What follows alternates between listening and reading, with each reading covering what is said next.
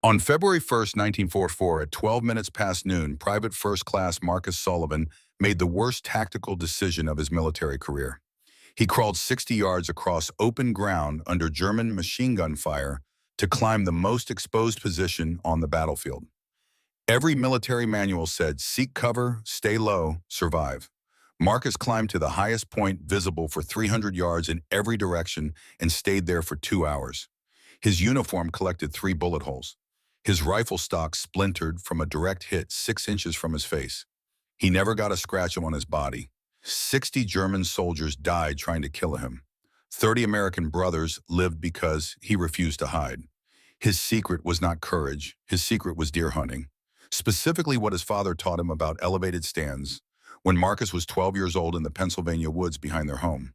What his father never told him was where those lessons truly came from. Below Wood, France, 1918, climbing oak trees to survive German machine guns while watching friends die on the ground below. The same tactic, father to son, separated by 26 years, passed through deer hunting instead of war stories, because some truths hurt too much to teach directly. So you hide them inside something gentler. You teach a boy to hunt from high places. You teach patience and clean shots and terrain reading. You teach everything he needs to survive the war you know is coming, and you pray he never has to use it. But Marcus Sullivan used it. February 1st, 1944.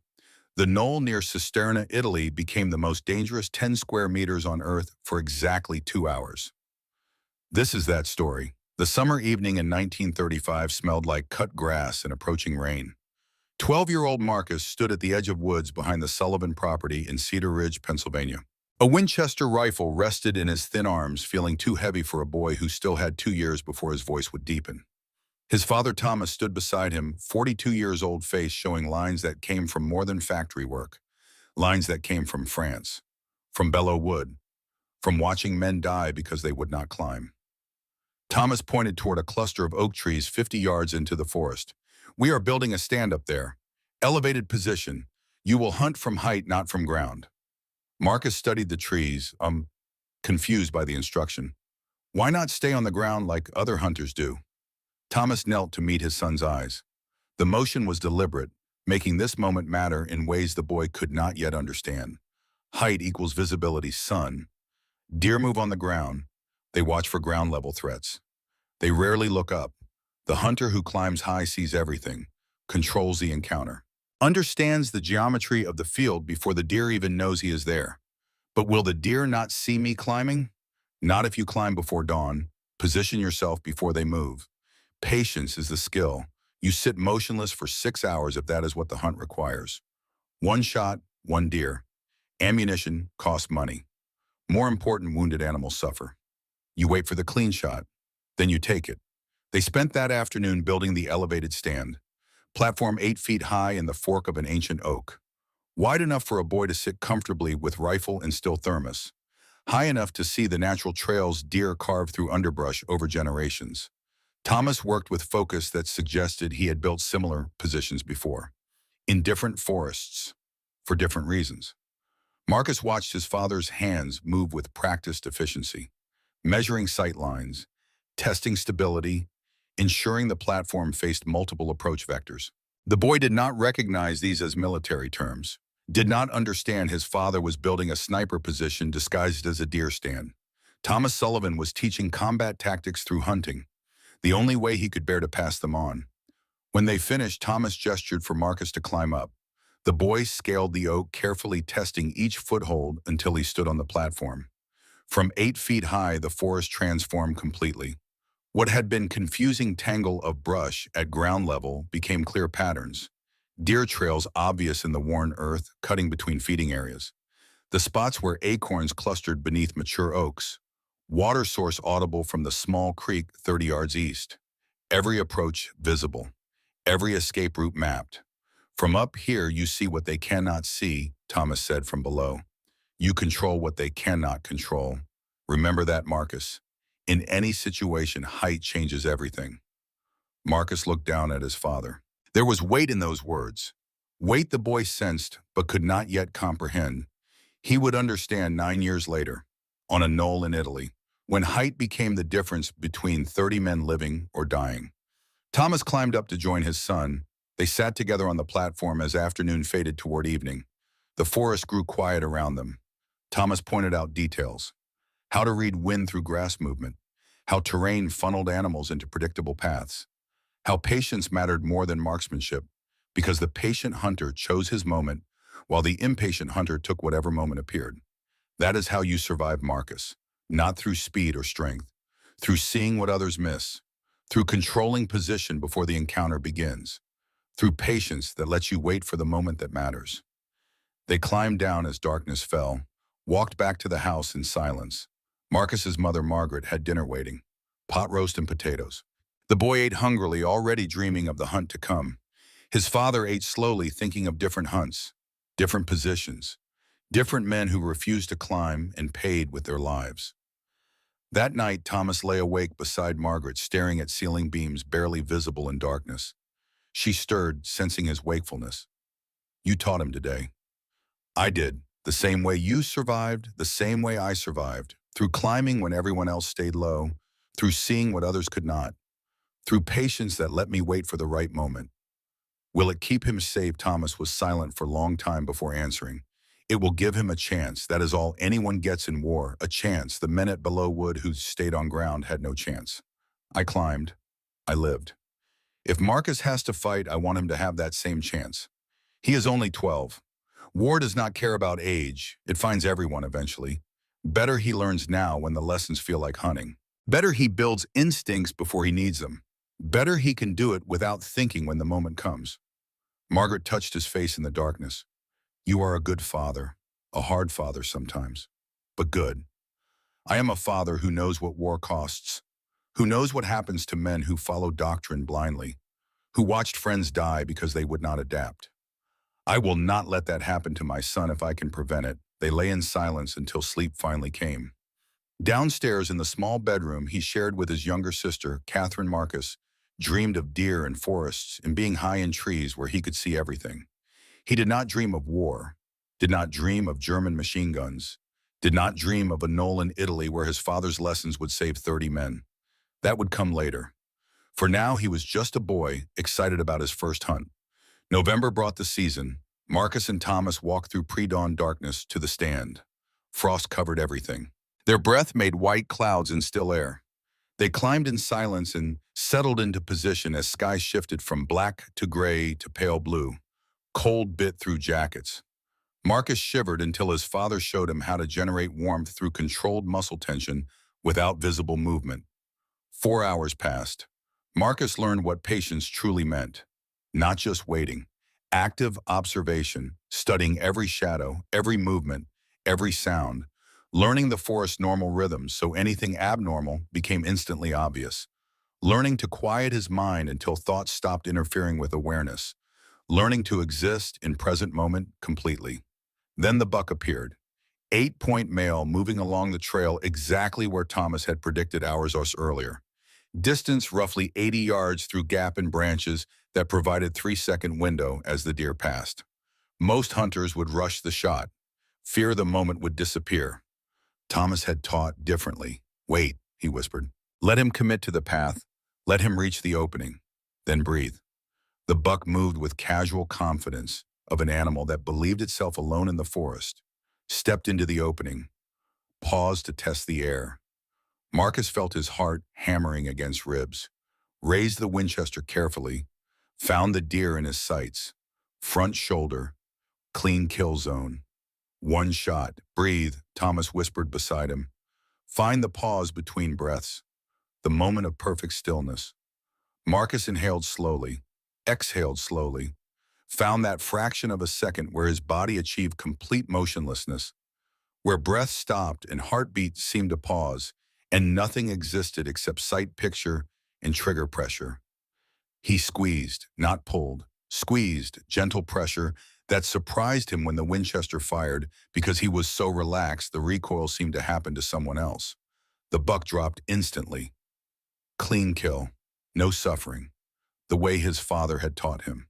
Thomas gripped his son's shoulder hard, pride and pain mixing in that gesture in ways the boy could not yet understand. "You did good, Marcus. Now we practice until you can do it every time, until you do not have to think, until your body knows what to do before your mind realizes the moment has arrived. They practiced every weekend for 6 years, every season when hunting was legal. Marcus built patience most adults never achieved. Learned to sit motionless for 6 hours watching nothing happen. Learned the waiting was not wasted. The waiting was when you studied the field, learned patterns, understood terrain, predicted movement before it occurred. The actual shot was simple. Everything before the shot was where real hunting happened. His hands grew calloused from climbing trees and carrying rifles. His eyes developed ability to spot movement through dense cover that seemed supernatural to other hunters. His mind learned to quiet itself until observation happened without conscious thought. He became something his father recognized, something Thomas had been at the same age. For Belleau Wood, before war turned hunting skills into combat skills, into survival skills, into scars that never fully healed. By age 16, Marcus could hit 6-inch groups at 200 yards with iron sights. By 18, he could sense deer approaching before seeing them, could predict which trails they would use based on wind and temperature and time of day. Other boys went to dances and courted girls and worked summer jobs. Marcus hunted, built more than just skill, built instinct, built capacity to see terrain as geometry and movement as predictable patterns and position as the factor that controlled outcomes. His father watched this development with satisfaction, edged by something that looked like grief. Thomas Sullivan knew what he had created. A son perfectly trained for the worst job in the world. A son who could climb high and wait patient and kill clean from distance. A son who would be invaluable in infantry combat. A son who might survive what was coming. Might. But nothing was certain in war. Nothing except that men who followed doctrine blindly often died, while men who adapted to terrain sometimes lived. August 1941 brought the Illinois Regional Shooting Championship. Marcus was 17th youngest competitor by 9 years. He entered with a Winchester Model 70 borrowed from his father's locked gun safe. Rifle Thomas never used but maintained obsessively. Marcus had asked once why the rifle stayed locked away untouched. His father's answer was cryptic. Some tools are too good for regular use, have to be saved for when they truly matter. The competition drew 200 shooters, veterans with decades of experience, professionals who competed nationally, men with expensive custom rifles and sophisticated optics. They looked at the skinny farm boy with borrowed rifle and dismissed him immediately. Country kid playing at competition shooting. Someone to fill roster numbers. Day one proved them wrong. 600 yards prone position. Wind gusting 15 miles per hour from northwest. Conditions that made consistent shooting nearly impossible. Most competitors struggled. Their expensive equipment could not compensate for never learning to read wind through grass movement and heat shimmer. Marcus watched the grass, adjusted for each gust, fired between wind bursts when air went momentarily still, posted 8-inch groups that had grown men with 20 years experience staring in disbelief. By day 2, the dismissive looks disappeared. Farm boy was not playing, he was winning. Final round came down to Marcus and a 46-year-old veteran named Robert Hayes, national top 5 finisher for a decade, 200 yards rapid fire, 20 rounds in 20 minutes. Most shooters scattered shots trying to balance speed with accuracy. Marcus fired with mechanical rhythm his father had drilled into him over 6 years. Each shot deliberate despite time pressure. When targets scored, Marcus achieved perfect score, 20 rounds inside 6-inch circle. He took second place overall. Robert Hayes won by narrow margin accumulated across 3 days. But Hayes sought out Marcus after ceremony. "Where did you learn to shoot like that, son?" "My father taught me. Deer hunting in Pennsylvania. Your father must be exceptional hunter." "He is. But he learned somewhere else first. He does not talk about it much." "France, I think. The first war." Hayes nodded slowly, understanding passing across his weathered face. Belleau Wood. Marcus shrugged. "I do not know. He never says the name of the place. Tell your father he taught you well.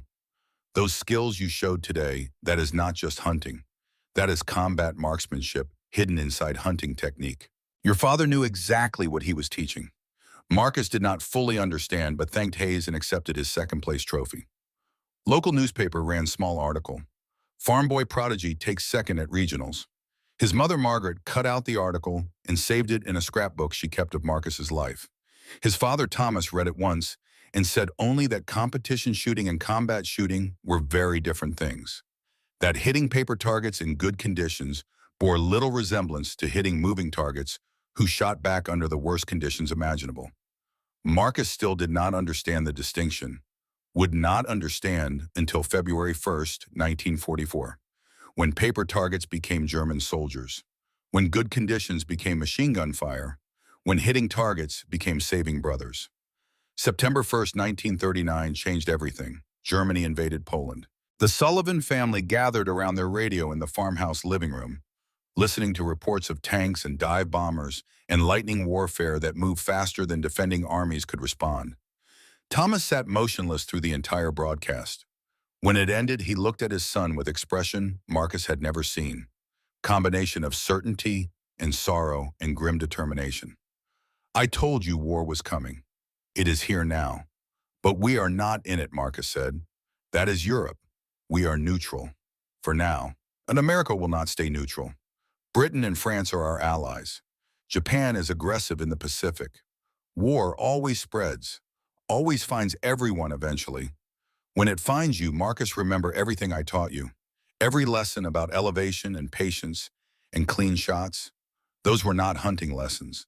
They were survival lessons. I taught you how to survive what I survived, how to live through what killed my friends." Marcus stared at his father. This was more than Thomas had ever said about the war, about France, about what happened in those forests across the ocean. "I do not understand. You will. When terrain demands it, when doctrine fails, when men around you are dying and you have to choose between following orders that will get everyone killed or breaking rules that might save some. You will understand then. And you will remember that height equals visibility, and visibility equals control, and control means survival for you and everyone who depends on you." 2 weeks later, Marcus joined the Pennsylvania National Guard. His mother cried. His father embraced him without speaking. That night, Thomas gave Marcus a small leather notebook. Inside were sketches and diagrams and notes in Thomas's handwriting, elevated positions, sight lines, machine gun arcs, fields of fire, technical drawings that looked like military documents because they were military documents. One page stood out. Belleauwood, June 1918. Squad pinned by German MG-08 machine gun. Everyone stayed low per doctrine. 12 men died over 4 hours. I climbed oak tree 40 feet high. Captain screamed at me to get down. I stayed up. From elevation, I saw the machine gun position hidden in brush. Directed rifle fire. MG crew eliminated. 8 men lived. Captain court-martialed me for disobeying direct orders under fire. Then gave me sergeant stripes for saving 8 men. Lesson learned: doctrine assumes normal terrain and normal circumstances. Abnormal terrain requires abnormal tactics. Trust your eyes over the manual. Trust terrain over doctrine. Trust yourself when everyone says you are wrong. Marcus read the entry 3 times, looked at his father. "You never told me any of this. Could not. Too painful. Taught you through hunting instead. Easier that way. Safer for both of us. But if war comes, you need to know. Everything I taught you came from watching friends die because they refused to break doctrine. Because they trusted manuals over terrain. Because they followed orders that did not fit the situation. You break doctrine when terrain demands it. You climb when everyone says stay low. You trust your eyes over their rules. That is how you survive. That is how you save men around you." Marcus tried to return the notebook. "This is yours. Your story." Thomas pushed it back into his son's hands. "You will need it more than me. My war is over. Yours is beginning. Read it, study it, learn from my mistakes and my friends' deaths. Come home, Marcus. Use what I taught you and come home." For 2 years, Marcus served in National Guard while watching Europe burn through newsreels and radio broadcasts. France fell in 6 weeks. Britain fought alone against German bombers. Soviet Union was invaded by the largest army ever assembled.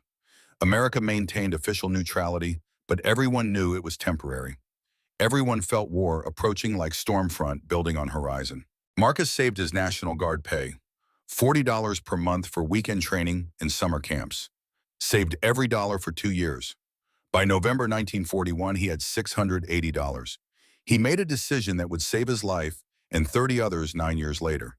He bought a Winchester Model 70 rifle with Lyman Alaskan scope and custom mounts. Total cost $312. Nearly 2 years of part-time military pay for civilian rifle, better than anything the Army issued to standard infantry. The reasoning was mathematical. Military rifles were designed for average soldiers, engaging average targets at average ranges. Marcus was not average. He could hit targets at 800 yards with proper equipment. Winchester Model 70 with quality optics would let him engage enemies at distances where they could not return effective fire. That capability might save lives, might save his own. The investment seemed justified. The Winchester arrived December 5, 1941. Marcus unpacked it in the barn, checked every component, mounted scope, bore-sighted it. Rifle weighed 9 pounds 12 ounces. Bolt action with 5-round internal magazine. Slower rate of fire than M1 Garand semi-automatic, but substantially more accurate at extended range. Trade slower shots for certain kills. Marcus understood the mathematics. 2 days later, Pearl Harbor burned. America was at war. Marcus volunteered for active duty immediately. National Guard service and documented shooting ability earned direct commission as second lieutenant. Assignment to 152nd Infantry Regiment. Training at Fort Meade, Maryland, before Pacific Theater deployment. He packed Winchester carefully and brought it along, knowing it would raise questions, but believing those questions would be answered when rifle proved its worth in combat. Fort Meade in December 1942 was organized chaos. Thousands of men training for jungle warfare they had never experienced against enemy they had only seen in propaganda newsreels. Marcus arrived with duffel bag and Winchester in protective case. Within hours, the rifle attracted unwanted attention. Lieutenant James Patterson, West Point graduate, career Army officer, noticed Marcus unpacking civilian rifle in barracks. "Is that a hunting rifle, Sullivan? Precision rifle for long-range shooting, sir?" Patterson smiled without warmth. "We are fighting Japanese, not elk. You need standard issue Garand like everyone else. Winchester shoots more accurately past 300 yards than any military rifle. You planning to engage Japanese from 300 yards? This is jungle warfare, Lieutenant. Dense vegetation, limited visibility. You will be lucky to see 50 yards most of the time. That fancy hunting rifle is useless where we are going." Other officers gathered, drawn by conversation. Patterson recognized his audience and played to it. "Look at Sullivan's mail order, sweetheart. Probably cost more than 6 months of our pay. Gonna hang it over fireplace after war with nice plaque about trophy buck he never got." Laughter rippled through barracks. The nickname was born in that moment. Mail order sweetheart would follow Marcus through 6 weeks of training and across Pacific Ocean and into combat, where it would either be vindicated or become epitaph for his military judgment. But Marcus had not arrived at Fort Meade alone. On the induction center bus from Pennsylvania sat another young man, Daniel Rossi, age 19, Brooklyn Italian from a bricklayer family. They met during processing and discovered they were assigned to same unit. By the time they reached Maryland, they were friends. Danny was everything Marcus was not. Talkative where Marcus was silent. Expressive where Marcus was reserved. Quick to laugh where Marcus was serious. Optimistic where Marcus was cautious. But they fit together like complementary pieces of complete whole. Danny talked enough for both. Marcus listened enough for both. Partnership formed naturally. Danny was assigned rifleman with standard M1 Garand, 8-round semi-automatic dependable weapon for standard infantry. Marcus got Browning automatic rifle assignment, BIR M1918A2, 11 kilograms loaded with 20-round magazine.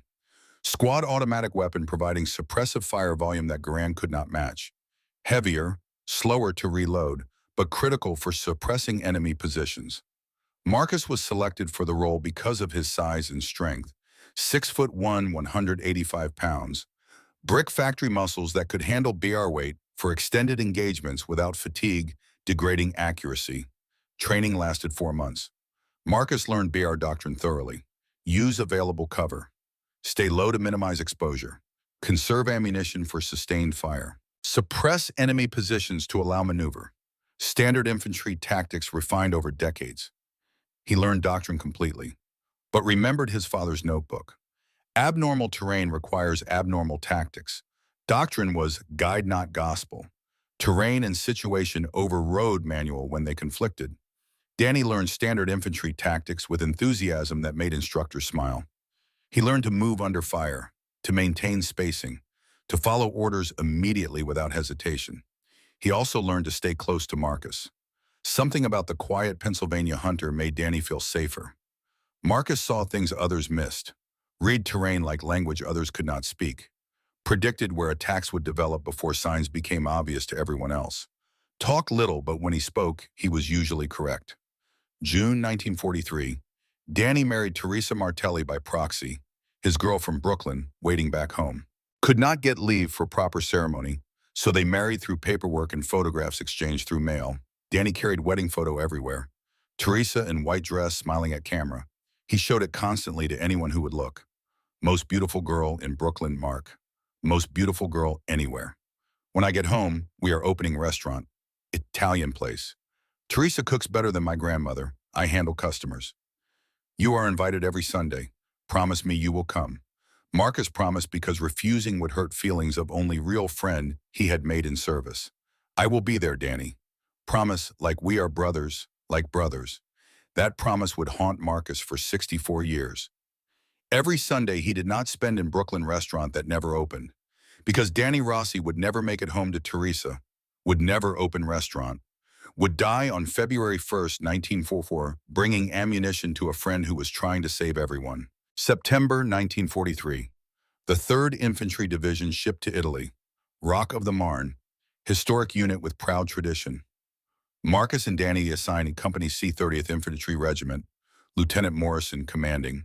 Platoon of 42 men including Staff Sergeant Bobby Chen from San Francisco, Private Tommy O'Brien from Chicago, Private First Class Sam Jackson from Georgia serving as medic.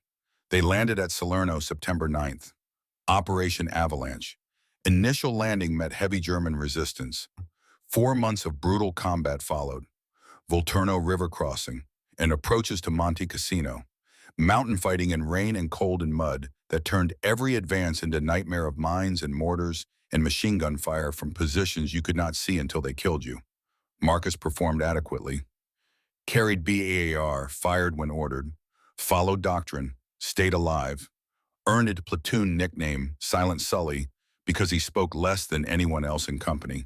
0 commendations, 0 awards. 0 exceptional performance recognized.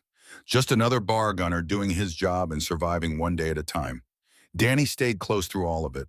Together in combat like together in training. Reminding Marcus of the promise about Sunday dinners in Brooklyn. About the restaurant they would open together someday. About Teresa waiting back home. About future that existed somewhere beyond rain and mud and the sound of German artillery falling on American positions through darkness. December 1943, they bivouacked near Monte Cassino. Marcus sat reading father's notebook by candlelight, pages worn from repeated study. Danny noticed the sketches and diagrams. What is that you are always reading? My father's war notes. From Belleau Wood. Learn anything useful? Maybe?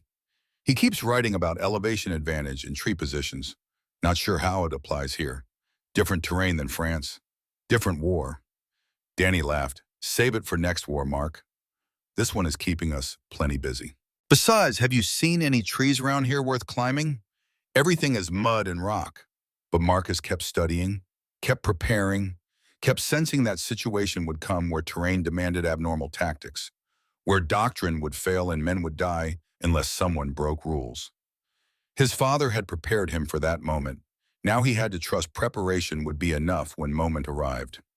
January 22nd, 1944. Everything changed. Operation Shingle. Allied amphibious landing at Anzio Beaches, 50 kilometers south of Rome. Strategic objective was outflanking German Gustav Line and opening road to Rome. Initial landing caught Germans by surprise. Light resistance. Easy advance inland. General John P. Lucas commanded invasion force. He hesitated at the moment that required boldness. Consolidated beachhead instead of pushing immediately toward Rome. That hesitation gave Field Marshal Albert Kesselring time to react with German efficiency. Within 48 hours, elite German reinforcements surrounded Allied beachhead. Hermann Göring Panzer Division, 3rd Panzer Grenadier Division, battle-hardened veterans from North Africa and Sicily. By January 30th, Americans were trapped in perimeter 15 kilometers deep and 25 kilometers wide. Germans began coordinated counterattacks. Objective was destroying Allied force piecemeal, then pushing survivors into sea. January 30th and 31st brought catastrophic Battle of Cisterna. U.S. Rangers attempted breakthrough to strategic crossroads town. Attack failed completely. Darby's Rangers surrounded and destroyed. 761 men killed or captured. Disaster that shook American command. 3rd Infantry Division could not break through to rescue them. By February 1st, Germans were preparing major counterattack designed to split Allied beachhead and finish what they had started. Evening of January 31st, Company C received orders for next morning. Reconnaissance patrol scheduled 11:30 hours. Light unit 30 to 40 men maximum. Mission objective simple. Advance 300 meters forward. Identify German positions before expected counterattack. Withdraw. Report locations for artillery targeting. Quick in and out. In intelligence gathering only. No engagement unless necessary. Lieutenant Morrison briefed the patrol. No heroes, gentlemen. Spot Germans, fall back. Let artillery handle destruction. We gather information. Big guns do the killing. Understood. Everyone understood. Standard reconnaissance doctrine. Should be routine operation. Marcus packed 6 20-round magazines for BR that evening. 120 rounds total. Danny checked M1 Garand and loaded bandolier with 64 rounds in 8-round clips.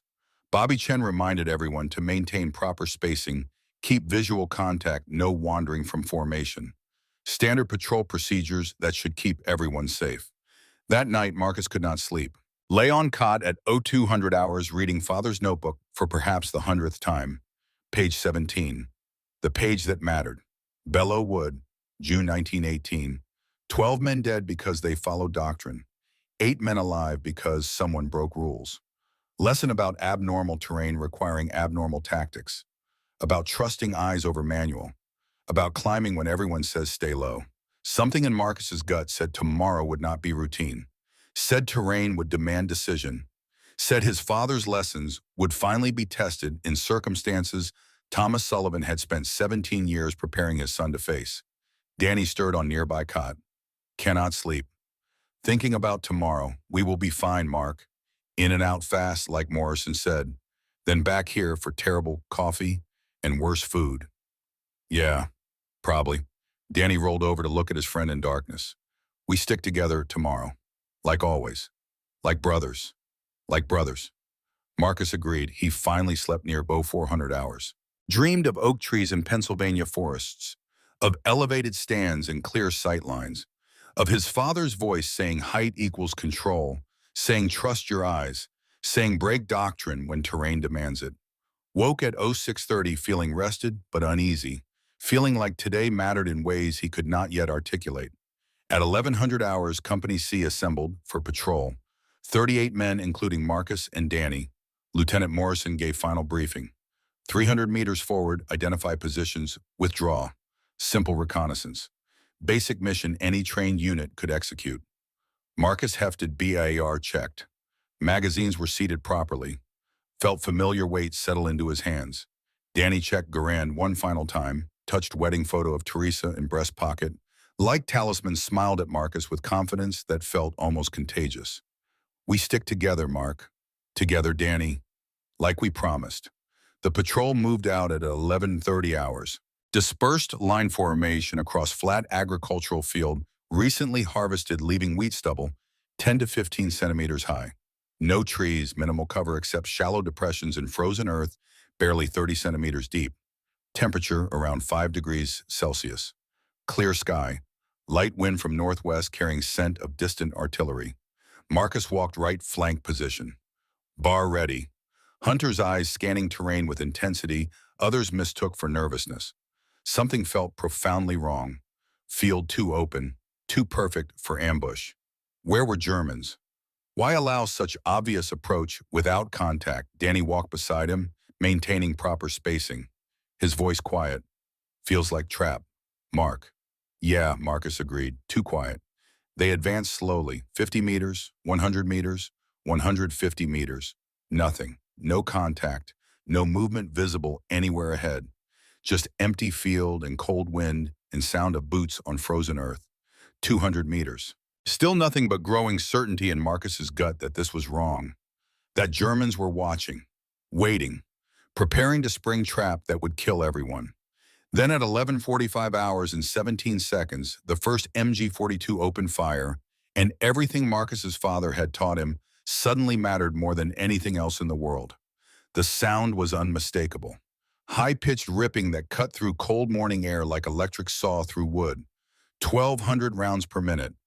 MG-42. The German machine gun that American infantry feared more than any other weapon. First burst killed 3 men instantly. Private James Wade from Ohio, Private Mike Torres from Texas, Private First Class John Kim from California. Dead before their bodies hit frozen earth. The rest of the patrol dove for cover that did not exist. Shallow depressions barely 30 centimeters deep, just enough to hide prone body if you pressed face into dirt and did not move. Not enough to stop 7 92-millimeter rounds traveling at 2,400 feet per second. Then the second MG-42 opened fire from left flank. Then the third from right flank. Perfect L-shaped ambush. Overlapping fields of fire that turned open field into kill zone with no escape. Every movement drew fire from multiple directions. Every attempt to advance or retreat resulted in more casualties. Within 90 seconds, 8 men were dead or wounded. The remaining 30 were pinned completely. Lieutenant Morrison yelled orders that could not be heard over sustained machine gun fire. Tried radio call for artillery support. Response time minimum 20 minutes. Men would not last 20 minutes. The mathematics was simple and terrible. Stay pinned and die slowly. Try to move and die quickly. No third option existed, except Marcus saw one. 60 yards ahead stood a small knoll. Mound of earth maybe 2 to 3 meters higher than surrounding field. Natural formation created by centuries of wind and rain. Only elevated position visible in 360 degrees. Completely exposed. No cover, no concealment. Most dangerous point on battlefield. Every German gun could target it simultaneously. Doctrine said, avoid elevated positions under fire. Doctrine said, seek cover and wait for support. Doctrine said, stay low and survive. Marcus remembered his father's words. Abnormal terrain requires abnormal tactics. Doctrine assumes normal circumstances. This was not normal. This was men dying because they followed rules written for different situations. His father had faced identical circumstance at Belleau Wood. 12 men died following doctrine. 8 lived because someone broke rules. From that knoll, Marcus would see everything. All 3 MG-42 positions, German infantry support, entire battlefield geometry. But they would see him too, would focus all fire on single exposed target, probably kill him in seconds. Mathematics was brutal. 1 life versus 30 lives. 1 man drawing fire versus 30 men trapped without options. Marcus made his decision in less than 3 seconds. Turned a soldier in depression beside him. Danny Rossi, best friend, brother in everything but blood. Spoke quietly enough that others could not hear over gunfire. I am going to that knoll. Danny stared at him with expression mixing comprehension and horror. You are insane. You will be killed in 10 seconds. Maybe.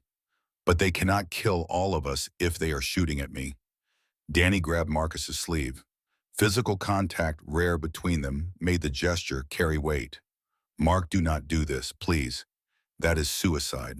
If I stay here, we all die. If I go, maybe you do not. We promise to stick together. Brooklyn restaurant remembered Teresa's cooking. Sunday dinners. Marcus met his friend's eyes. I will be there. But you have to be alive to cook. Take care of Teresa if I do not make it. Tell her I kept my promise. I got you home. Danny's face showed anguish and understanding and acceptance in rapid succession. I will see you on that knoll in 2 hours, you stubborn bastard. 2 hours, Marcus agreed. Save me some coffee. Lieutenant Morrison was 20 meters behind, unable to see or hear this exchange. Marcus did not ask permission because he knew the answer. Negative, stay in position, wait for support. Doctrine, rules, manual. But manual was not written for this terrain, this situation, this moment when 30 men would die unless someone broke doctrine and climbed when everyone said stay low. Marcus began crawling at UVO 5 hours, 60 yards to knoll. Bar 11 kilograms dragged with right hand, while elbows and knees pulled body forward through frozen stubble. Semi-frozen soil cut through uniform fabric, lacerating skin on forearms and knees. Pain was distant, irrelevant. MG-42s fired over the field at pinned Americans, but had not detected individual soldier moving toward Knoll. They focused on larger concentrations of targets. 10 yards out, Marcus passed dead American soldier face down in dirt. Blood pool frozen beneath body. Could not identify who it was. Kept crawling. MG-42 burst swept area 2 meters to his left. Bullets kicked up dirt geysers. Marcus froze completely for 10 seconds. Became part of Earth. When firing paused for barrel change or ammunition reload, he continued. 20 yards, 30 yards, 40 yards. Germans still had not spotted him. Movement was slow enough, low enough. Their attention focused elsewhere. But crawl felt endless. Every meter took forever. Every pause felt like dying slowly. At 50 yards, he reached base of Knoll, where ground began sloping upward. Almost there. Final meters would expose him above field level. If Germans looked now, he was dead before reaching summit. They did not look. Still firing at pinned platoon. Still focused on targets that could not move. Marcus crawled final 2 to 3 meters up slope. Reached top at 12-18 hours and 41 seconds. 13 minutes after leaving Danny. Felt like 13 hours. From Knoll summit, everything changed.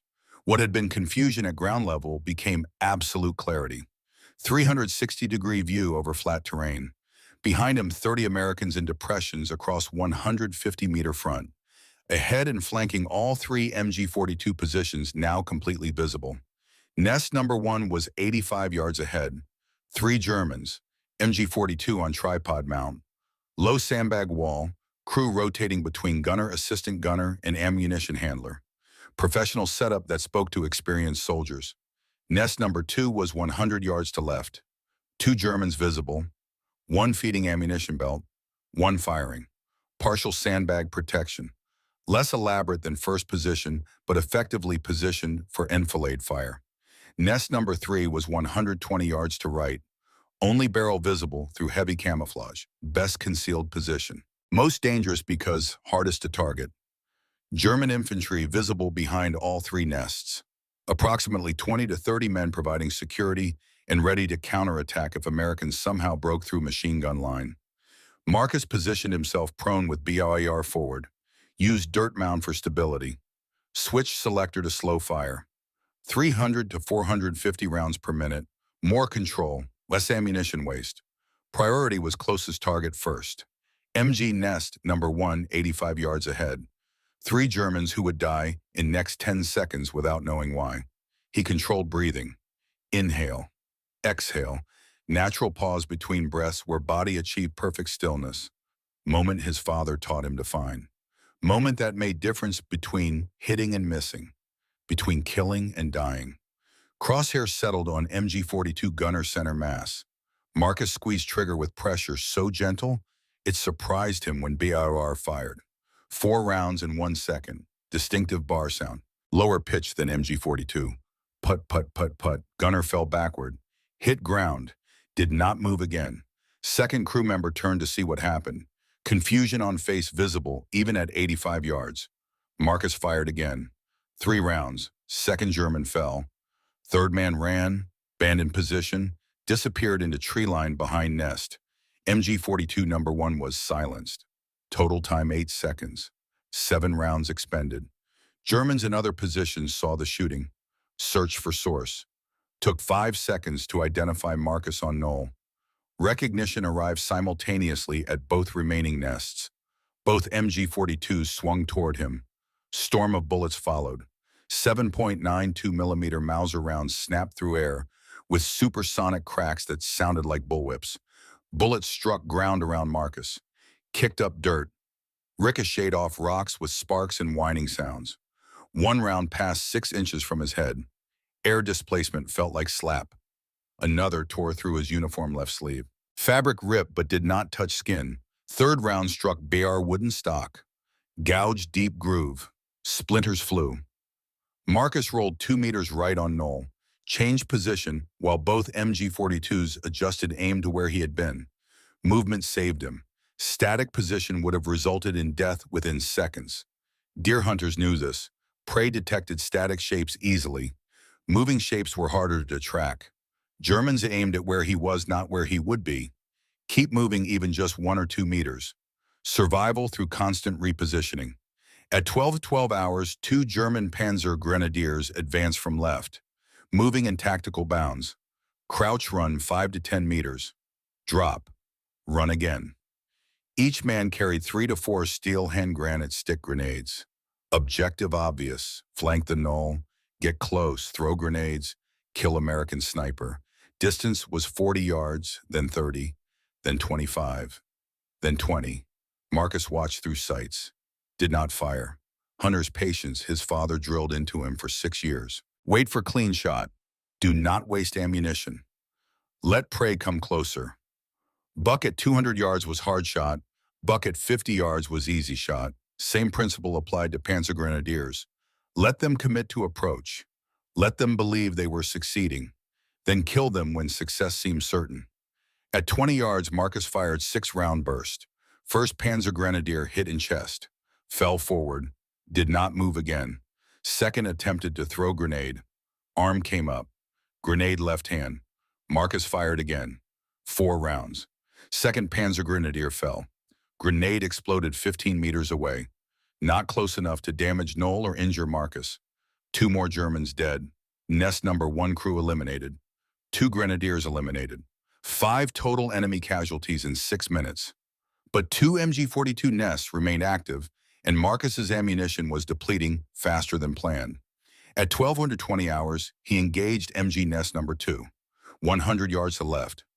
Longer range required different approach. Switched bar selector to fast fire, 500 to 650 rounds per minute.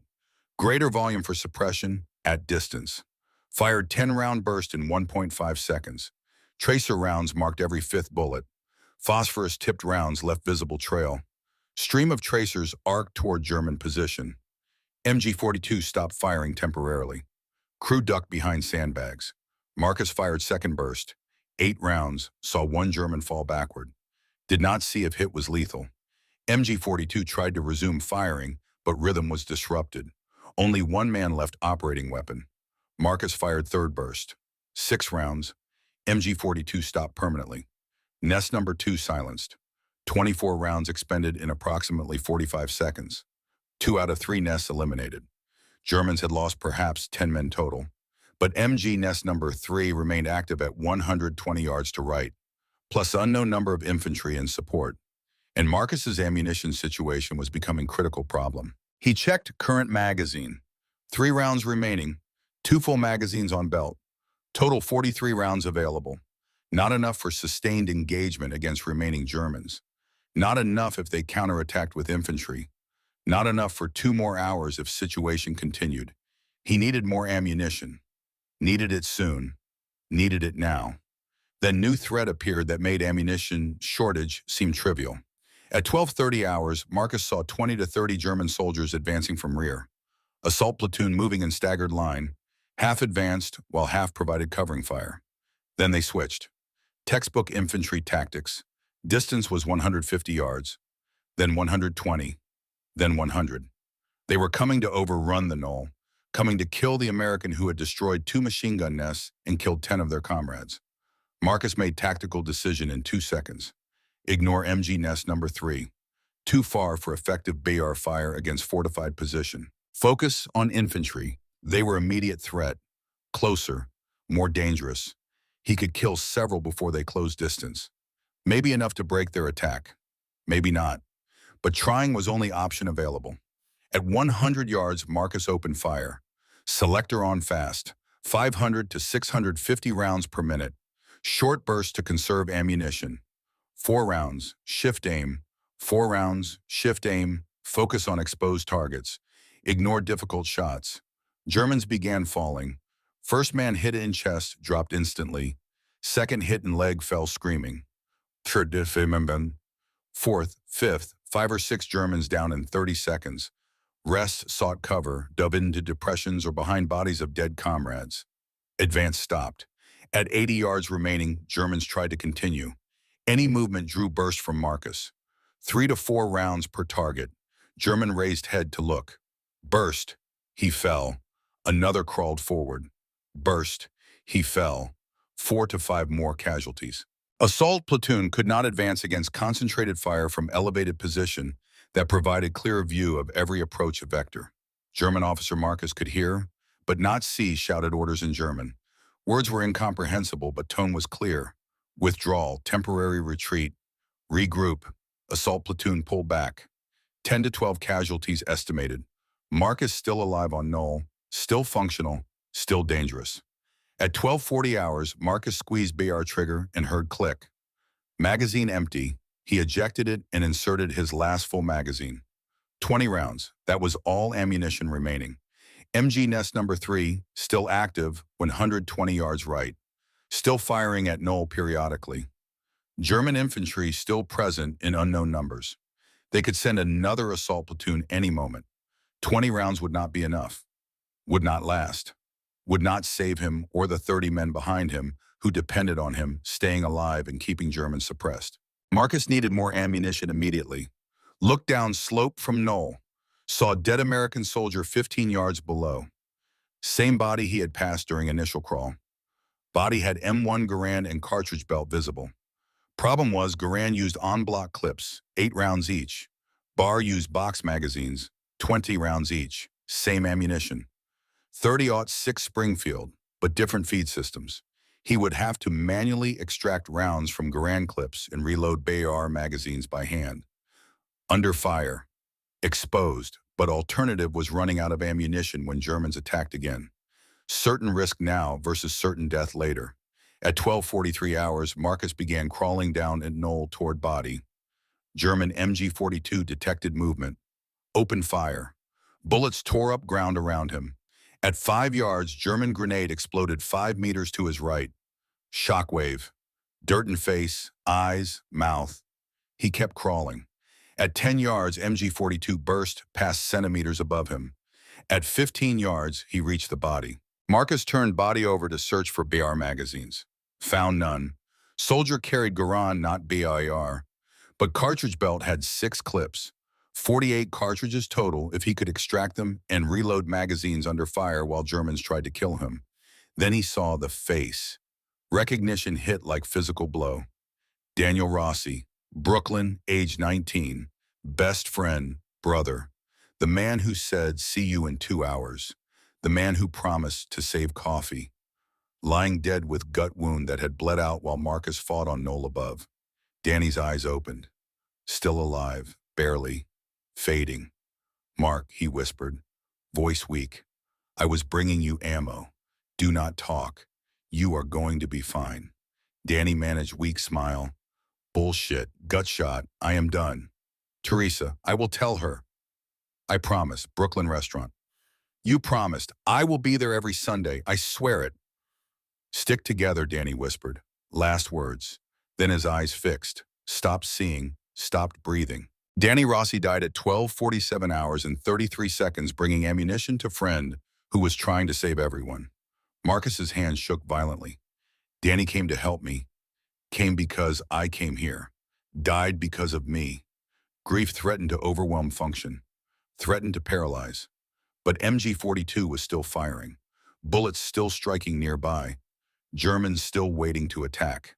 30 men still pinned behind him, depending on him staying alive and functional. He could mourn later. Had to fight now. Danny died bringing ammunition. Use it. Honor the gift with survival. Marcus removed cartridge belt from Danny's body. 6 clips, 48 cartridges. Hands shaking from adrenaline and grief and incoming fire. Grabbed first clip, ejected 8 cartridges into palm, picked up empty bar magazine, began inserting rounds one by one. 1, 2, 3, 4, 5, 6, 7, 8. Grabbed second clip, 9, 10, 11, 12, 13, 14, 15, 16. Hands shaking too badly to load all 20. Managed 16 rounds. MG-42 burst cracked nearby. Close enough to feel heat. Fuck it. Good enough. Marcus shoved remaining clips into pocket. Approximately 32 rounds in loose clips, crawled back up Knoll, reaches summit at 12:51 hours. Magazine loaded with 16 rounds plus 32 loose rounds in pocket. Total 48 rounds. Danny's last gift. Ammunition bought with his life. For next hour, pattern repeated with mechanical efficiency born from rage and grief. Germans attempted flanking maneuvers. Marcus fired. Germans retreated.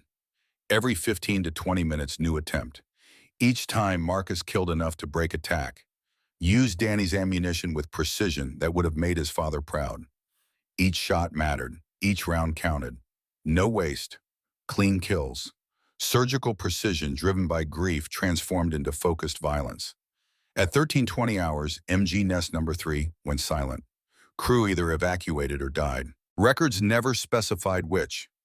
All 3 machine gun nests eliminated. German infantry remained, but without machine gun support, their effectiveness was drastically reduced. They tried twice more to assault Knoll. Both attempts failed with casualties. Marcus stopped counting. His focus was survival, not scorekeeping. Danny's ammunition got him through. 16 rounds in magazine. 32 in clips reloaded 3 times under fire. Each reload took 2 to 3 minutes. Dangerous. Exposed. Necessary. Total rounds fired over 2 hours was estimated at 200 to 250. Marcus lost exact count somewhere around 100. Did not matter. What mattered was Americans behind him were still alive, still functional, still breathing because he had climbed when everyone said, "Stay low." At 1400 hours, Lieutenant Morrison shouted from behind, "Sullivan, get down here, now." Marcus fired last rounds at German movement that had stopped showing itself. Stood. Descended Knoll on legs that shook from adrenaline depletion and 2 hours of sustained combat stress. Walked toward American lines carrying empty bar. Uniform had 3 bullet holes. Left sleeve, right shoulder, back. Bar stock deeply gouged and splintered in 2 places from direct hits.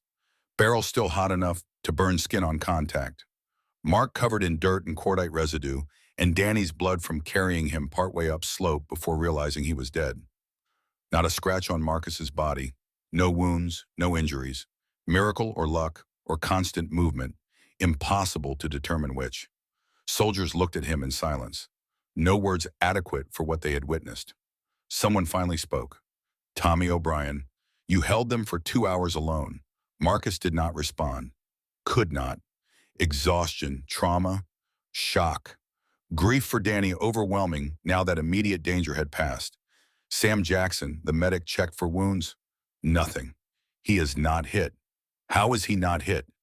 Bobby Chen approached, saw blood on Marcus's uniform. "Are you injured?" "Not mine, Danny's. He is still on field." Bobby organized recovery team.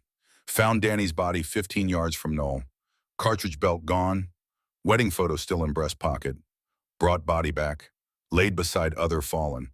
8 dead total from patrol. Danny, Wade, Torres, Kim. 4 others whose names Marcus learned later when writing letters to families explaining how brothers died. Marcus knelt beside Danny, closed his eyes, removed dog tags, pocketed wedding ring to return to Teresa. "I am sorry, brother. So sorry." February 2nd, intelligence officers returned to battlefield, counted German bodies methodically. In front of Knoll, approximately 20 to 25 corpses. Surrounding area, including MG nests and approach routes, showed 35 to 40 bodies, plus evidence of wounded evacuated by Germans during night. Total approximately 60 casualties confirmed, dead plus seriously wounded. Distribution, primarily in 180-degree arc in front of Knoll. MG Nest, 185 yards. 3 dead. MG Nest, 2, 100 yards. 2 to 4 dead, depending on whether wounded evacuated survived. Grenadiers, 2 dead. Assault platoon, 10 to 12 dead or wounded. Other engagements, 20 to 30 dead or wounded. Mathematics of violence, 60 Germans casualties, 8 Americans dead, 30 Americans saved. 1 Knoll. 2 hours. 1 deer hunter from Pennsylvania who remembered his father's lessons about height and visibility and control. Major General Lucian Truscott, commanding 3rd Infantry Division, called Marcus Sullivan a one-man army. Recommended Medal of Honor immediately. Citation described positioning himself on exposed knoll despite enemy fire striking within 6 inches, crawling 15 yards under fire to obtain ammunition from fallen comrade, single-handedly breaking up enemy attack for more than 2 hours, eliminating 3 machine gun nests, killing or wounding 60-plus enemy soldiers, saving 30 American lives through selfless action that exemplified highest traditions of military service. Marcus was 20 years old, had seen 5 months of combat. This was first and only action for which he would be recognized. But recognition meant nothing compared to one fact that would haunt him for 64 years. Danny Rossi died bringing him ammunition. Died because Marcus climbed knoll. Died because Marcus made decision that saved 30 but cost 1. Mathematics was correct. 30 versus 1. But mathematics did not account for grief, for guilt, for decades of wondering if different choice might have saved everyone, might have brought Danny home to Teresa, might have opened that Brooklyn restaurant where Sunday dinners waited. Marcus would receive Medal of Honor 3 months later, would return to United States for War Bonds tour, would tell story dozens of times to crowds who wanted hero, would give them facts instead, distances, ammunition counts, technical details that avoided emotions too painful to share, would eventually marry, have children, teach grandchildren to hunt from elevated stands in Pennsylvania woods, would live 64 more years carrying weight of that knoll and those 2 hours and one friend who died bringing ammunition because brothers do not abandon brothers even when brothers make insane decisions to save everyone else. But that was future. On February 1st, 1944 at 1400 hours, Marcus Sullivan was just exhausted soldier kneeling beside best friend's body in Italian field, wondering how he would ever explain to Teresa that Danny died being exactly who he was. Loyal, brave, selfless, brother. The knoll stood silent behind him. 2 to 3 meters of elevation, nothing more. But for 2 hours that knoll had been most important position in Italy, most dangerous ground in Europe. Place where one man with BR and father's lessons and dead friends' ammunition proved that sometimes worst tactical decision becomes best tactical decision when terrain demands abnormal tactics and doctrine offers only death. The body count was methodical and final. 60 German casualties confirmed through battlefield examination conducted over 3 days following February 1st. Intelligence officers photographed positions, measured distances, documented fields of fire. Their report used clinical language that stripped away blood and screaming and the smell of cordite mixed with death. But numbers told story that words could not soften. One American soldier on elevated position had controlled entire battlefield geometry for 2 hours, had eliminated 3 machine gun nests, had broken multiple infantry assaults, had killed or wounded 60 enemy soldiers, had saved 30 American lives. Major General Lucian Truscott read the report twice, called it the most extraordinary individual action he had witnessed in 30 years of military service. Recommended Medal of Honor that same day. Citation was drafted immediately. Private First Class Marcus Sullivan positioned himself on exposed knoll despite intense enemy fire striking within 6 inches of his position. Crawled 15 yards under continuous fire to obtain ammunition from fallen comrade. Single-handedly broke up coordinated enemy attack for more than 2 hours. Eliminated 3 machine gun positions, inflicted minimum 60 enemy casualties, saved 30 American lives through actions exemplifying highest traditions of military service and reflecting great credit upon himself and the United States Army. But Marcus did not feel heroic, felt hollowed. Grief for Danny consumed everything else. The mathematics was correct. 30 men lived. 1 man died. Any rational analysis said the trade was worth making. But rationality offered no comfort when writing letter to Teresa Rossi, explaining her husband died bringing ammunition to friend who was trying to save everyone. Marcus spent 3 days on that letter, wrote 17 drafts, each felt inadequate. How do you explain that someone's husband died being loyal? That love killed him, that if he had stayed hidden, he would still be alive, but 30 others would be dead. Finally, Marcus wrote simple truth. Danny saw I needed help. He came because that is who he was. He saved me. He saved everyone behind me. He died doing what brothers do. I am sorry I could not save him back. I will carry this forever. Teresa's response arrived 6 weeks later, 4 pages written in careful script that showed evidence of tears. She did not blame Marcus. Said Danny wrote letters mentioning the quiet Pennsylvania hunter who saw things others missed, who would keep them safe. Teresa knew her husband, knew he would choose helping over hiding, would choose loyalty over survival, would choose love over life. She asked only one thing: when war ends, come to Brooklyn. Tell me everything. Do not spare details. I need to know he mattered. Marcus promised he would come. Kept that promise 64 years until his death. February through May 1940, Marcus remained with Company C through Anzio breakout. Operation Diadem launched May 23rd.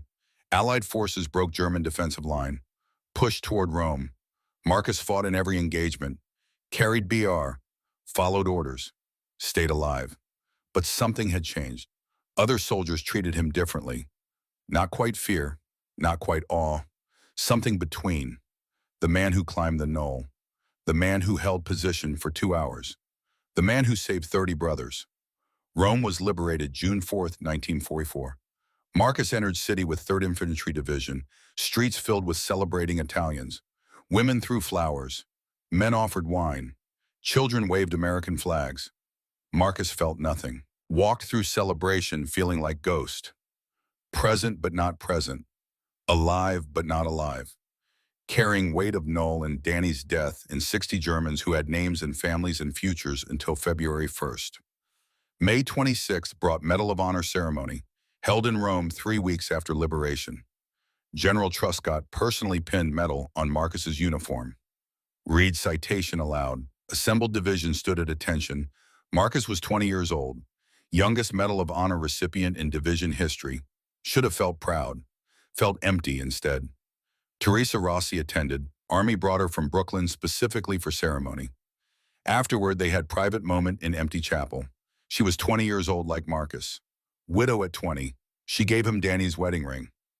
I want you to have this. Danny would want you to have it. You were brothers. Brothers share everything. Marcus tried to refuse. This belongs with you. No, it belongs with the man my husband died helping. The man who tried to save everyone. Keep it. Remember him. Remember what he chose. Marcus took the ring, put it on chain around neck, wore it every day for next 64 years until his death. Physical reminder, weight he could feel. Every time it touched his chest, he remembered February 1st, remembered 12:47 hours and 33 seconds, remembered Danny's last words, stick together. After ceremony, Marcus was sent back to United States. Standard procedure for Medal of Honor recipients. War bonds tour, traveled to cities across America telling story to sell bonds. Help fund war effort through heroism made public spectacle. Marcus hated every moment. Portland, Seattle, San Francisco, Los Angeles, Phoenix, Dallas, Chicago, New York, Philadelphia, Boston, dozens of stops. Thousands of people who wanted inspiring hero story. He gave them facts instead. Distances, ammunition counts, technical details about BR function and German MG-42 specifications. Audiences wanted emotion, wanted glory, wanted confirmation that war was noble and sacrifice was meaningful and American soldiers were invincible. Marcus gave them mathematics, angles, sight lines, casualty ratios. Truth was too hard. Truth was Danny bleeding out at 12:47. Truth was 30 men saved meant 1 man dead. Truth was he would trade the medal for Danny's life without hesitation. Tour ended August 1944. Marcus requested return to unit. Denied. Medal of Honor recipients did not return to combat. Political decision. Heroes were too valuable as symbols to risk losing them in battle. Marcus received honorable discharge September 1st, 1944. 20 years old. War over for him, while war continued for everyone else. He returned to Cedar Ridge, Pennsylvania, September 15th. His father Thomas waited at train station. They embraced without speaking, drove home in silence. That night, Thomas pulled out his bellow wood notebook, looked at son across kitchen table.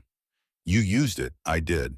You were right about elevation, right about everything. But you did not tell me about the qualm. Could not. Some costs cannot be taught. Only experienced. You carry them forever. I got my best friend killed, Dad. You saved 30 others. War forces those trades. does not make them fair, does not make them easy. But that is what happened. Danny chose to help you. Honor that choice by living well. How do I live well? Carrying this, showed his son the scars on his back. Shrapnel from Bellow Wood. I carry 12 men who died because they would not climb. Carry them every day for 26 years. It does not get lighter. You just get stronger. Strong enough to carry them and still live. That is what you do now. Get strong enough to carry Danny and still live. But nightmares started that first night home. Same dream every night, crawling toward Noel. Danny saying, "Mark, do not." Marcus climbing anyway, turning around to see Danny on ground, gut shot, dying. Waking at 12:47 every time. Same moment, every single night. For 10 years, Marcus could not hunt. Tried in 1945, walked into Pennsylvania woods with father, climbed elevated stand they built when he was 12, raised rifle at 8-point buck, 80 yards out. Perfect shot, clean kill zone, squeeze trigger. Could not. Saw German faces instead. Saw Danny dying, lowered rifle, buck walked away. Thomas understood, did not push. They climbed down and went home. Tried again every year. Same result. Could not pull trigger. Hunter's instinct broken by war. Ability to kill animals destroyed by killing men. Irony was profound. Training that saved his life in combat prevented him from doing the activity that taught him those skills. Circle that could not be completed. Marcus worked jobs requiring solitude. Truck driver, night watchman, anything that minimized human contact. Avoided crowds, could not sit with back to door. Scanned high ground constantly everywhere he went. Hypervigilance from 2 hours on Knoll never faded. Brain rewired to see threat in every elevated position. To calculate fields of fire from every location. To understand geometry of violence everywhere he looked. He lived with parents, emotionally distant despite physical proximity. His sister Catherine tried to connect. Marcus pushed away. Built walls that kept everyone out. Kept grief in. Kept guilt hidden where it could eat him slowly from inside over decades. Teresa wrote quarterly, letters keeping Danny's memory alive, sharing stories Marcus never knew. How Danny proposed, how they planned restaurant together, how Teresa was carrying on with strength Danny would have admired. She remarried in 1950. Man named Albert Chen, Bobby Chen's younger brother, the staff sergeant who led their squad. Small world bringing people together through connections forged in combat. Teresa had 3 children. Daniel Jr. born 1951, Marcus born 1953, Catherine born 1956. Named middle child after the man who tried to save her first husband. Named him Marcus without asking permission because some honors do not require asking. Letters between Marcus and Teresa continued 50 years. His responses evolved slowly from factual updates to emotional processing. She became confessor. Only person who understood why he could not move forward. Why guilt paralyzed him.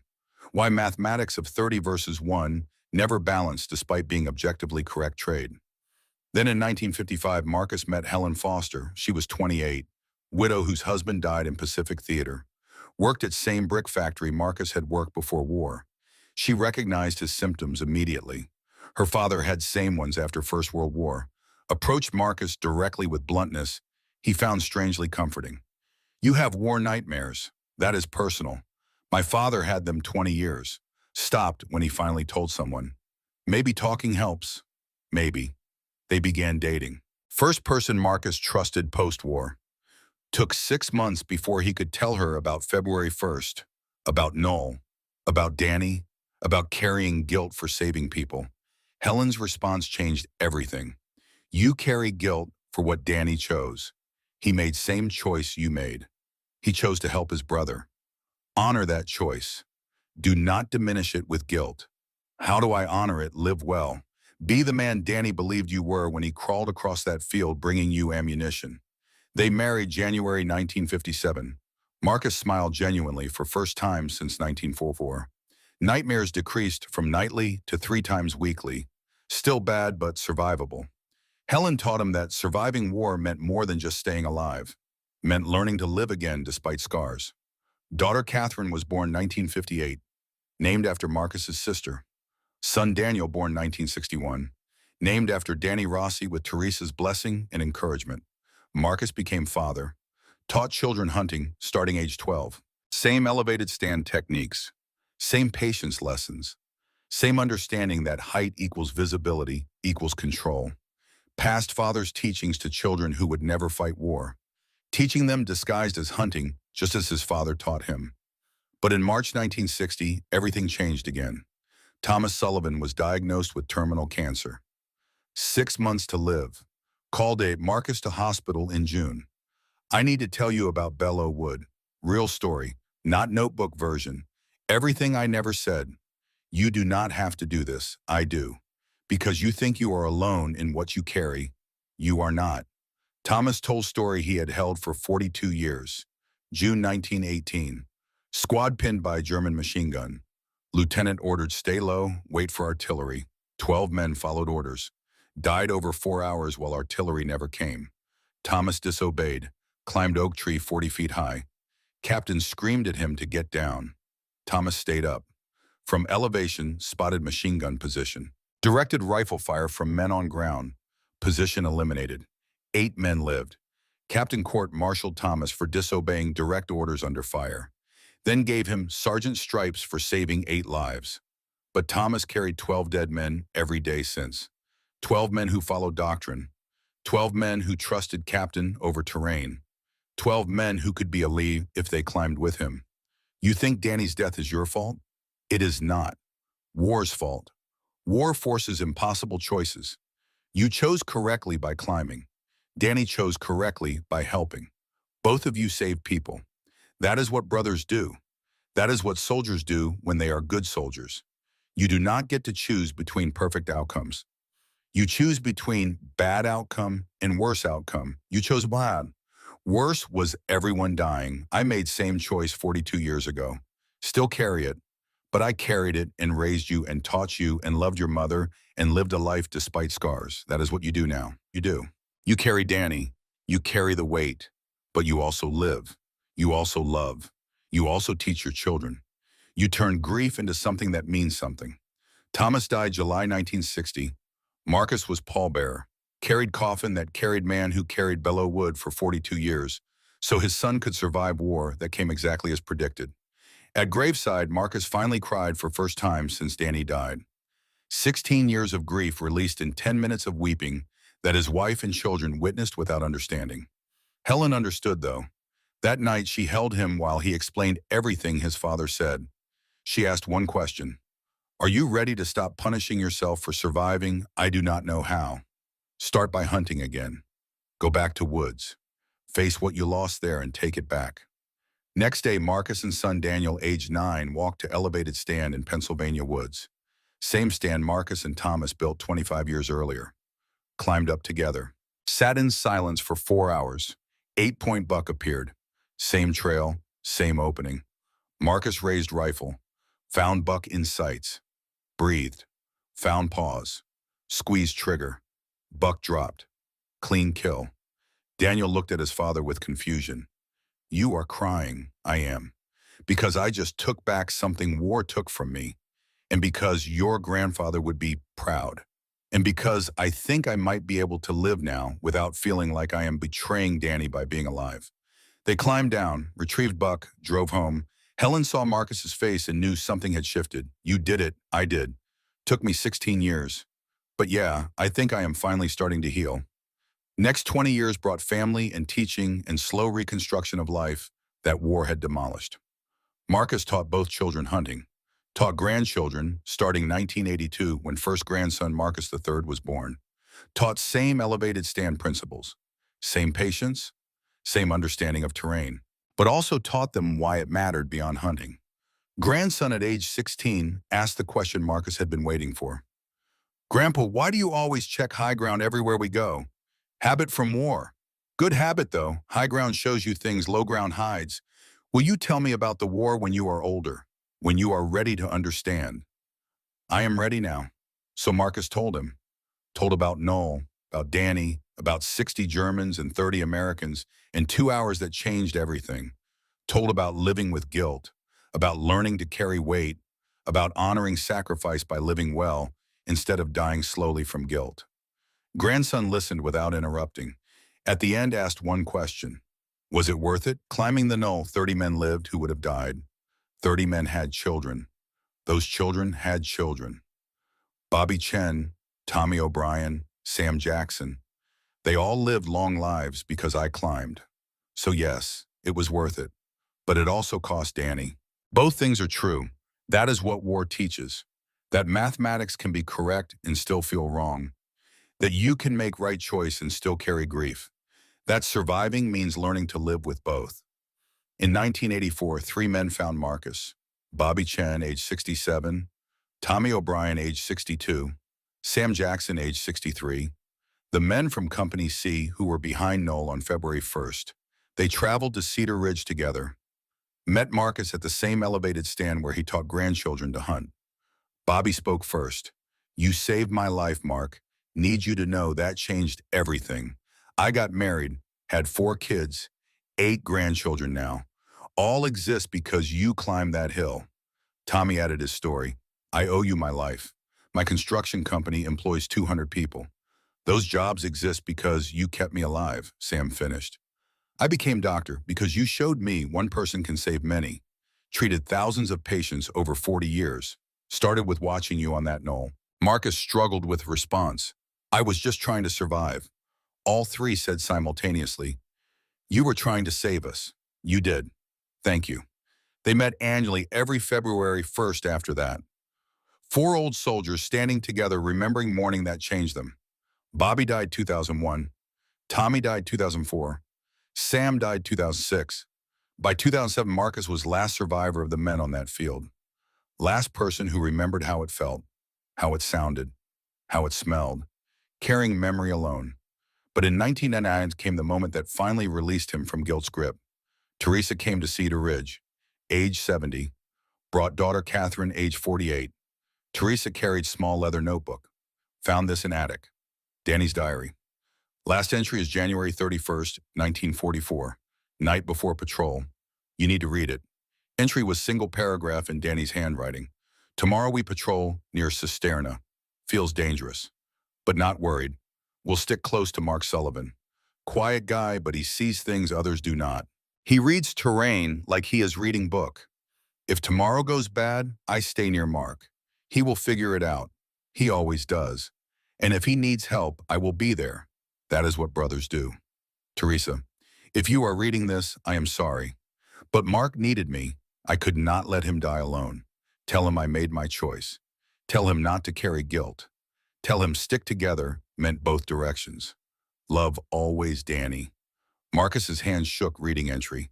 Shook so badly, Teresa took diary back. She spoke with gentle firmness that allowed no argument. He made his choice, Mark. Not because you forced him, because that is who Danny was. Stop carrying guilt for his choice. I want you to have this. His wedding ring, you have kept it in your desk since 1944. I want you to keep it officially.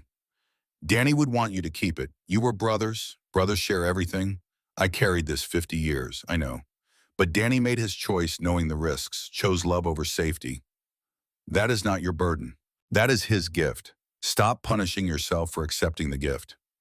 Marcus accepted ring officially, put it on chain around his neck where it had been intermittently for 50 years. Wore it openly from that day forward. Physical reminder, but also release.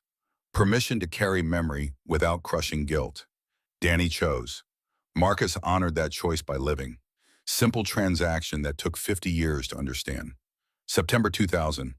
Marcus returned to Italy, age 77, traveled with Helen, both children, 3 grandchildren, drove to Cisterna di Latina. Fields were peaceful farmland now. Local farmer Giuseppe Martelli, age 65, approached. You are looking for something specific. A knoll, small hill, 2 to 3 meters high.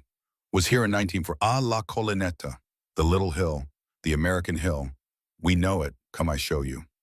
Giuseppe led them across fields to knoll that remained unchanged. Same elevation, same 360-degree visibility. Same geometric advantage that saved 30 men. My father told stories. American soldier fought here alone for hours. Saved many. Are you that soldier I am? My father watched from farmhouse. He was boy during war. Said you were bravest man he ever saw. When our family returned after war, we found bodies. Americans, Germans, both. We buried them with respect. Thank you for that. Marcus climbed knoll alone. Stood on summit. View exactly as remembered. Could see 360 degrees. Knelt. Touched ground. Spoke aloud to Danny for first time in 56 years.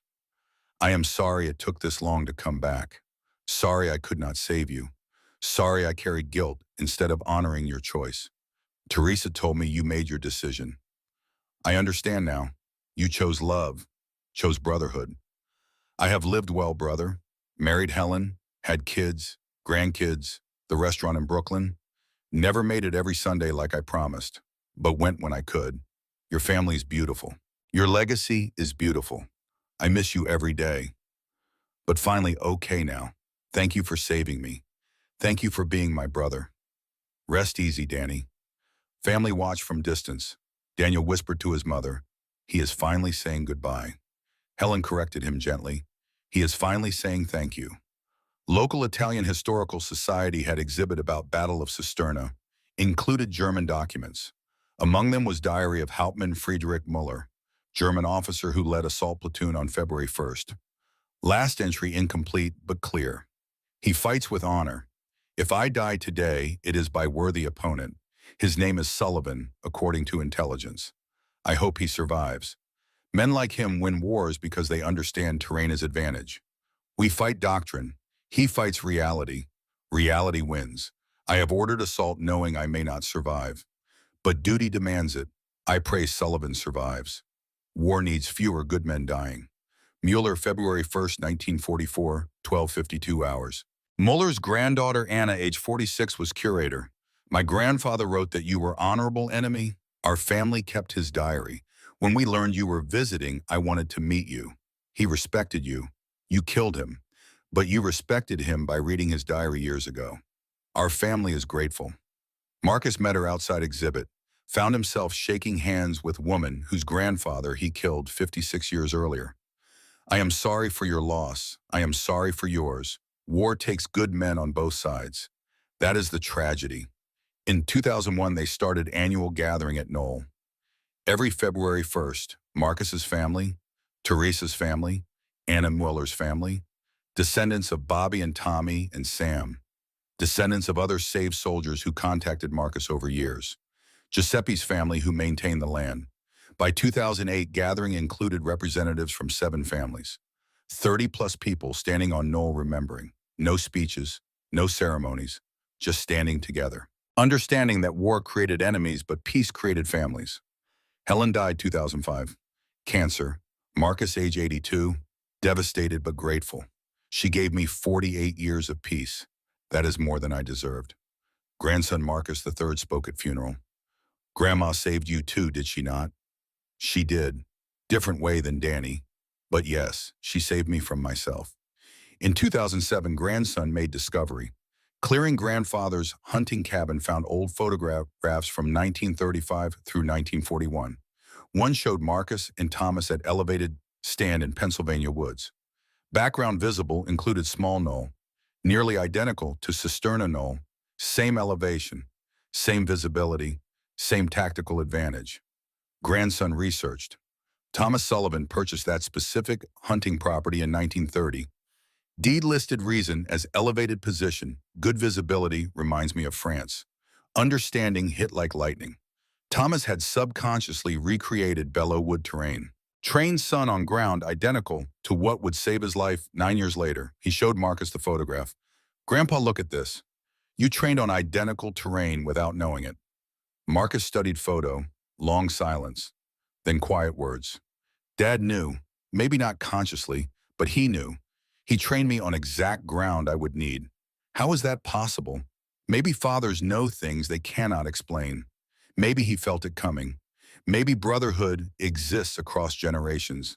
Him to me to Danny, Danny back to me to you. October 2007, Marcus took grandson on final hunt. Same Pennsylvania stand, same knoll-like position. 8-point buck appeared 100 yards out. Your shot. Take it. You take it, Grandpa. I have taken enough shots for one lifetime. This one is yours, remember. Clean shot, one kill, respect the prey. Grandson shot, clean kill. Marcus smiled. Perfect. Your great-grandfather would be proud. Uncle Danny would be proud. I am proud. They climbed down. Marcus paused halfway. You know what this stand taught me? Height gives advantage, but real advantage is not seeing more. Real advantage is caring enough to use what you see to help others. That is what Danny did. That is what you will do. That is what makes us family. Marcus Sullivan died June 9, 2008, age 84. Natural causes, heart failure and sleep. Found by grandson wearing Danny's ring. Father's notebook open on bedside table. Page marked with last entry. Trust your eyes, not the manual. Funeral at Arlington National Cemetery, June 15th with full military honors. Army Color Guard. 3 volleys, taps, Medal of Honor flag draped coffin. Attendees included family Teresa's descendants, saved soldiers' families Anna Muller, with German contingent Italian villagers from Cisterna. 7 nations represented. Testimony to impact one man had by climbing when everyone said stay low. Grandson delivered eulogy. My grandfather taught me to hunt. But what he really taught was to see terrain, to see opportunity, to see when rules do not fit reality. He saved 30 men February 1st, 1944, by climbing when everyone else stayed low. Saved them because his father taught same lessons from Belleau Wood through deer hunting. He saved me by teaching that greatest heights we reach are not measured in meters. They are measured in people we lift with us. Grandpa, you climbed Knoll alone, but you never fought alone. Danny was there. Bobby and Tommy and Sam were there. We are all there. Because what you taught does not die. It elevates. Rest easy. We have the high ground now. Headstone was simple. Marcus Sullivan, PFC U.S. Army, December 31st, 1923 to June 9th, 2008. Medal of Honor. Height equals brotherhood. February 1st, 2010 marks 66th anniversary. 7 families gathered at Knoll. 52 people total. Marcus's descendants. Teresa's family through Danny. Bobby and Tommy and Sam's families. Anna Muller's German family. Giuseppe's Italian family. All standing on Knoll that remained unchanged. Still 2 to 3 meters high. Still providing 360-degree visibility. Still teaching lesson about abnormal terrain requiring abnormal tactics.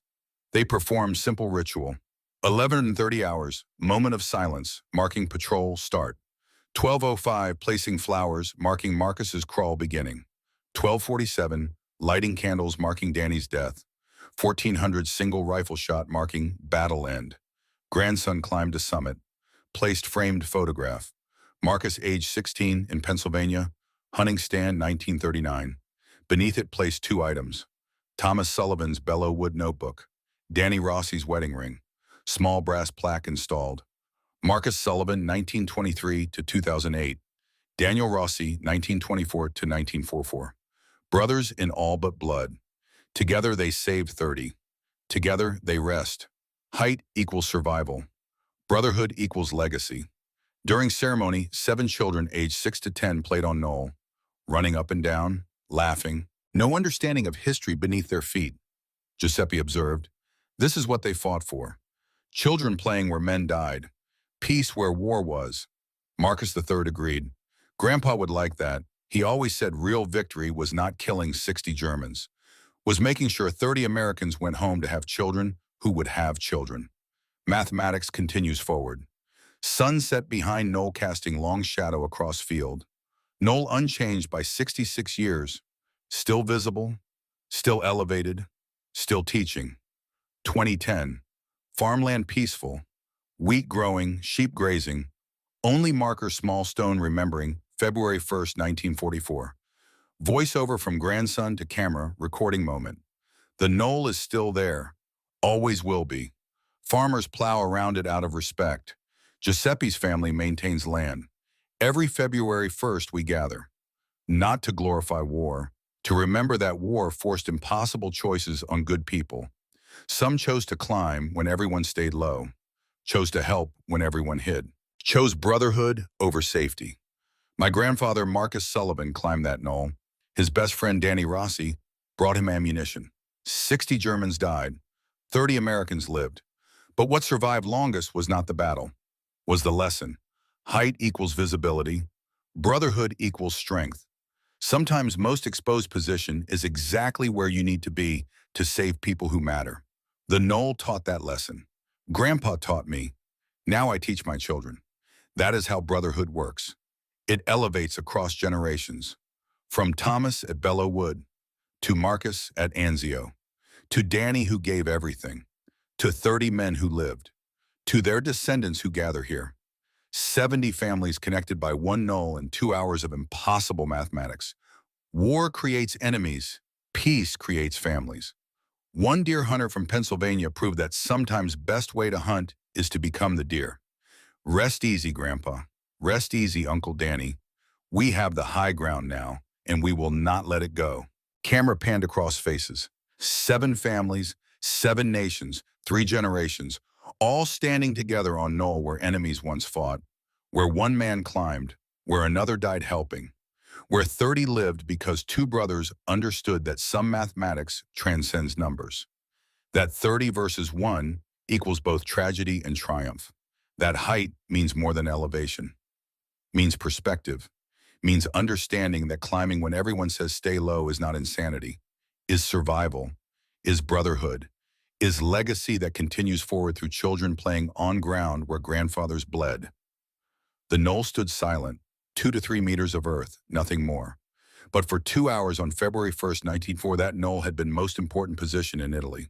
And for 66 years after it remained most important lesson.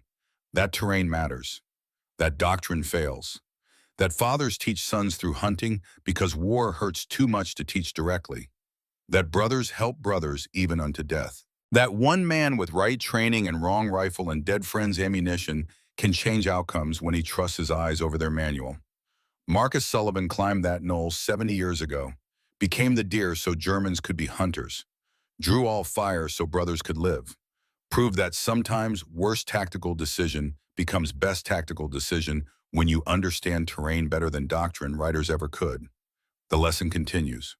Through children, through grandchildren, through families gathering annual, through story told to grandson who tells children who will tell their children, brotherhood elevating across generations, height equaling not just visibility but wisdom, control meaning not just position but understanding, survival meaning not just staying alive but learning to live despite scars. The knoll remembers, the families remember, the lesson continues, and somewhere beyond knowing 2 brothers rest, one who climbed, one who brought ammunition. Both understanding finally that mathematics was always correct. 30 versus 1. Both understanding that love makes mathematics irrelevant, that brotherhood transcends counting, that dying to save others and living with that salvation are both forms of sacrifice, both forms of love, both forms of climbing when everyone says stay low. The knoll taught them, now teaches us, will teach generations forward until last descendant of last saved soldier finally understands. That height equals brotherhood. That brotherhood equals legacy. That legacy equals story worth telling, worth remembering, worth climbing elevated stands in Pennsylvania woods to teach children who will never fight wars but need to understand what grandfathers and great-grandfathers learned in Italian fields where knolls still stand, teaching lessons about terrain and doctrine and the mathematics of love that saves 30 even when it costs 1. Rest easy, warriors. Your knoll still stands. Your lesson still teaches. Your brotherhood still elevates. We have the high ground now because you showed us how to climb.